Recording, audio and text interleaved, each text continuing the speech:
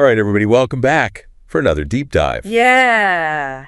You know how it is, sometimes you just get that feeling, Yep. like you said yes to too many things. Oh, yeah. You know, like your calendar's packed, your to-do list is longer than your arm, Oh, yeah. and you just haven't had like 2 seconds to just breathe. It's a familiar feeling. Yeah. And we're going to talk about that today. That's right. We've got some really good source material about this whole idea of overcommitment, and I'm excited to kind of dig into it with you. Absolutely. So our material starts with this story about a guy named Ethan. Okay. And it sounds like Ethan has joined every single club at his school. Oh, wow. And now he's like, wait a minute. Why am I so exhausted all the time? Yeah. Why do I feel like I'm running on empty? Yeah, I think we've all been there, haven't we? Where we just say yes to everything. Yeah, I've been there. And then suddenly you realize yeah. you've got no time for yourself. Right. It's so easy to fall into that trap. Like, especially I think when we're younger and we're just excited to try new things. Exactly. Or you want to please everybody. Yes. Or you just, want to be involved. Yeah. So how do we stop? Right. How do we avoid that? Well, I think one of the things that the sources really emphasize, and it's so important, is this idea of prioritizing. Okay. But it's not just like making a list and putting things in order. Right. There's actually a framework that I think can be really helpful. Okay. Have you ever heard of the Eisenhower matrix? Oh, gosh, no. What is that? So this is a way to categorize tasks based on like how urgent they are and how important they are. Okay. So, you divide it into 4 quadrants. Right. There's the urgent and important things. Mm-hmm. There's the important but not urgent. Okay. And then the urgent but not important. Got it. And then the things that are neither urgent nor important. Oh, my gosh, that last one is dangerous. That's the one we need to get rid of, right? Yeah. So the goal is to really focus on those things that are urgent and important. Obviously got to get those done, but then make sure you schedule time for those important things that aren't necessarily urgent. Yes. Yes. Because if not, they'll never get done. Exactly. And then for those things that are urgent but not important, see if you can delegate them. Oh, yeah. Delegate or eliminate. Exactly. And anything in that last category, that's neither urgent nor important. Just let it go. Just get rid of it. Yeah. It's not serving you. This is good stuff. This makes me think about my own to-do list. I know, me too. I'm like, oh, I need to do this. Yeah, so you're saying it's not just about getting things done, but making sure you're doing the right things. Absolutely. It's about focusing on what really matters. Okay, yeah, and I can really see how this would be super helpful for someone like Ethan who, joined every club. Right. He's got way too much on his plate. Yeah. He needs to prioritize. He needs to figure out what's really important to him. Exactly. And this kind of leads us to the next strategy, which is planning. Okay. I know when people hear the word planner, they kind of groan. Oh, I used to be one of those people. I used to think like, oh, a planner, that's for like super organized, type A personalities, like not me. Right. But I've actually started using a planner recently.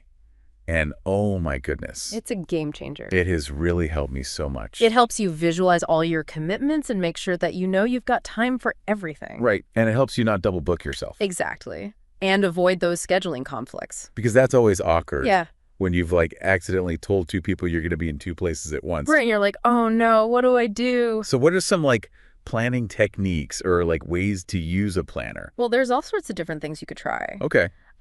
One thing that some people find really helpful is time blocking. Time blocking. Where you actually like block out specific chunks of time in your day. So like from 9 to 10, I'm going to work on this project. Exactly. Okay. And then from 10 to 11, I'm going to, do something else. Okay. So it's like having a visual roadmap for your day. Right. It's like you're not just reacting to things as they come up. Yeah, that makes a lot of sense. You're actually being proactive about how you spend your time. Okay, so we've talked about prioritizing and planning. Right. Anything else? Well, there's one more strategy that's really crucial. Okay, lay it on me.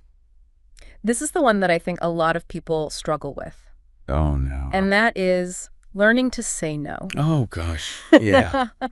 I am so bad at that. It's so hard. Like, I feel like I'm always saying yes, even when I know I should say no. Right, because you don't want to disappoint anybody. Yeah, or you feel obligated. Exactly. But then you end up overcommitted and you're like, why did I do this to myself? And you're stressed out and you're not able to give your best to anything. Right, because you're spread too thin. Exactly. And the thing is, every time you say yes to something, you're saying no to something else. Ooh, that's deep.